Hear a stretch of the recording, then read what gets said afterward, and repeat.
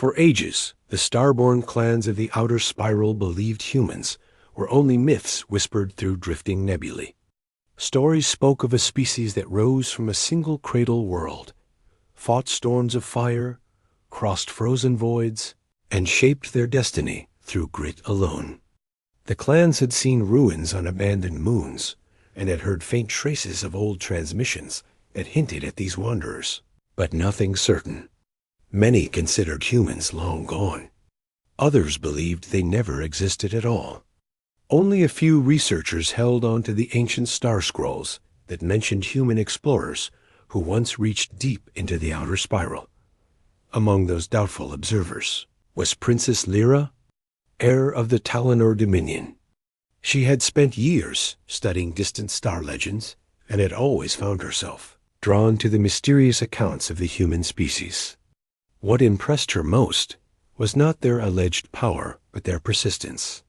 The old scrolls claimed humans could not only endure loss, but turn hardship into strength. The idea fascinated her, even if she suspected the tales were only poetic exaggerations.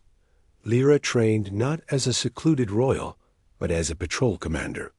She insisted on taking her own scout vessel through remote sectors where strange signals often flickered and died. She enjoyed the quiet, the freedom, and the chance to observe unknown regions of space. Her crew respected her discipline and curiosity, even though they sometimes wished she would stay closer to the safe routes. On a calm cycle near the Indigo Rift, her radar made a faint chirp. She glanced toward the screen, expecting debris or drifting cargo. Instead, she saw a single vessel emerging from a pocket of distorted light. The silhouette looked old, outdated, and wounded. But what caught her breath was the signature code blinking beneath it. It carried a human registry. The bridge went silent as every officer stared at the same, almost unbelievable detection. Lyra leaned in, her pulse rising. For years she had searched for proof. Now it sat before her in the cold void, a ship battered by time, yet still holding shape and spirit. She ordered the vessel brought into communication range. Her crew obeyed with steady hands. The channel crackled, and a voice answered. It was firm yet strained, its tone careful and steady. He introduced himself as Orion, a human envoy traveling on an expedition far from his home. His ship had suffered damage after passing through unstable worm space. He needed assistance. Lyra felt her world shift. She had imagined many scenarios where she might meet a human one day, but she had never expected it to happen on an ordinary patrol shift. She introduced herself with a calm, royal manner, even though her heart beat quickly. Orion sounded grateful, even relieved, to hear a friendly voice. She requested clearance to board the vessel. After a short pause, Orion agreed. Lyra took a small escort and crossed the space between their ships in a single shuttle. As she landed inside the human craft, she sensed history unfolding around her. The metallic scent of old alloy and the dim emergency lights greeted her. Panels were open, and wires hung like tired vines. Yet the vessel did not feel defeated. It felt resilient. When she finally met Orion face to face, the legends around her childhood came alive. He stood tall but not imposing, with calm eyes that revealed steady focus. His uniform was worn but clean. He carried himself with quiet confidence, as if he had faced danger many times before and had learned to remain grounded no matter the situation. Lyra admired that. Many royals she knew carried false bravado, but the human envoy displayed a different kind of strength. He welcomed her aboard with gratitude and explained the extent of the ship damage. She listened closely, noting the precision of his technical knowledge. He cared about every detail of his vessel, not because of protocol, but because of responsibility. Her crew began repairs while she continued speaking with him. She asked about his people in a controlled and respectful tone. Orion shared brief, neutral answers about human exploration fleets, their search for habitable worlds, and their attempts to re-establish connections with old trade roots. He did not boast or dramatize. His honesty made his words more powerful than any legend ever told. During the repair hours, the two of them walked through his vessel together. Lyra found small traces of human culture tucked in corners of the craft. A carved wooden token, a folded cloth with patterns, a simple data tablet filled with logs written in direct, concise style. The presence of physical items touched her. Many modern crews relied only on digital storage, but humans still valued small objects that carried personal meaning.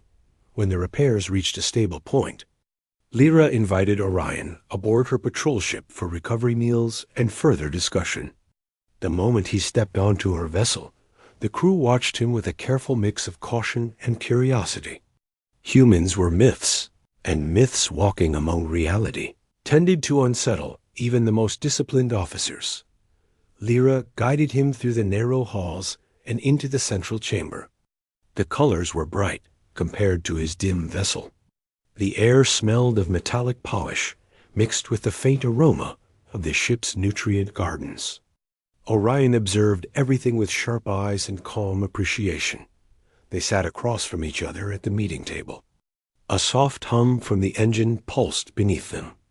Lyra began with questions about the journey that led him through the Indigo Rift. Orion spoke of unstable wormspace corridors, unpredictable storms of gravity, and the need to chart unclaimed regions.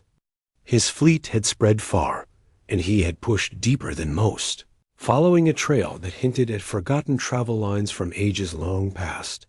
Lyra listened with focus. She asked more about human resilience and adaptability. Orion answered modestly. He described how humans learn to survive, not through superior strength, but through creativity, cooperation, and determination. He never claimed superiority. He only described reality as he knew it. After their discussion, she escorted him to a rest chamber prepared by her crew. He thanked her politely. When he spoke, she sensed gratitude woven with resolve. She realized his calm tone was not formality, but his natural state. Lyra returned to the bridge. Her officers tried to remain composed, but could not hide the excitement of discovering a living human. She instructed them to maintain professionalism. Yet inside, she understood why they reacted that way. This encounter changed everything.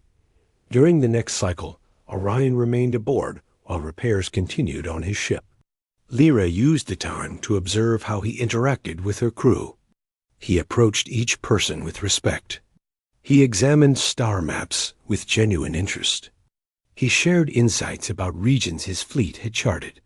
He carried himself like someone who valued cooperation more than pride. One technician asked him if humans truly had fought through ancient wars that shaped entire clusters. Orion did not embellish. He said history held both remarkable achievements and heavy regrets. He focused on the importance of learning from the past rather than glorifying it.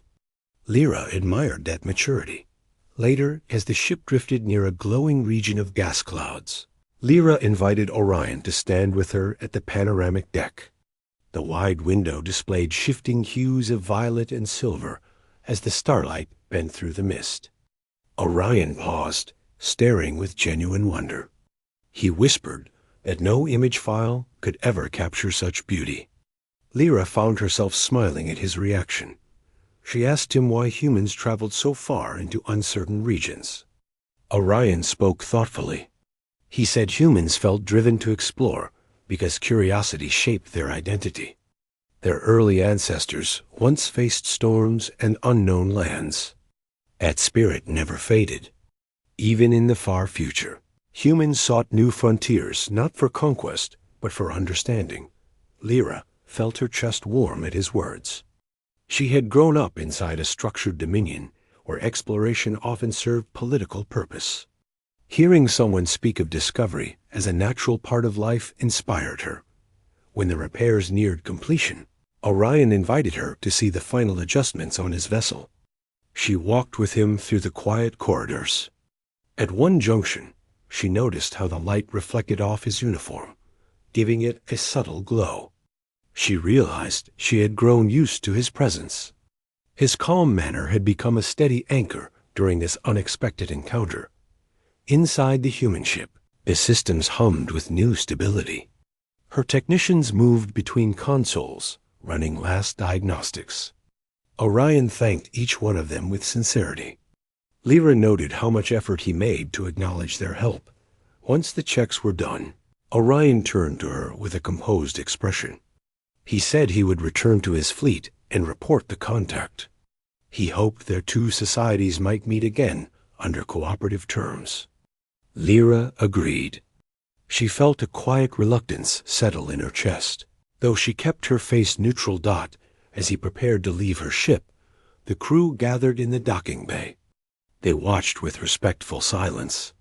Orion carried a small case and stood facing Lyra. She extended her hand in a formal gesture. He took it gently. In that moment, worlds that had once lived only in legends stood connected. He boarded his transport shuttle. The docking doors closed. Lyra watched the vessel drift back toward the repaired human craft. The engines lit with soft light. Slowly, the ship turned toward a distant star corridor. The moment it jumped into faster travel, the air in the docking bay shifted. Lyra felt a mix of awe and longing. She had met a living human. Not a myth. Not a story. A real envoy with calm eyes and steady purpose. This encounter would change much within her dominion. Some leaders would react with caution, some with fear, others with ambition. But she believed Ku.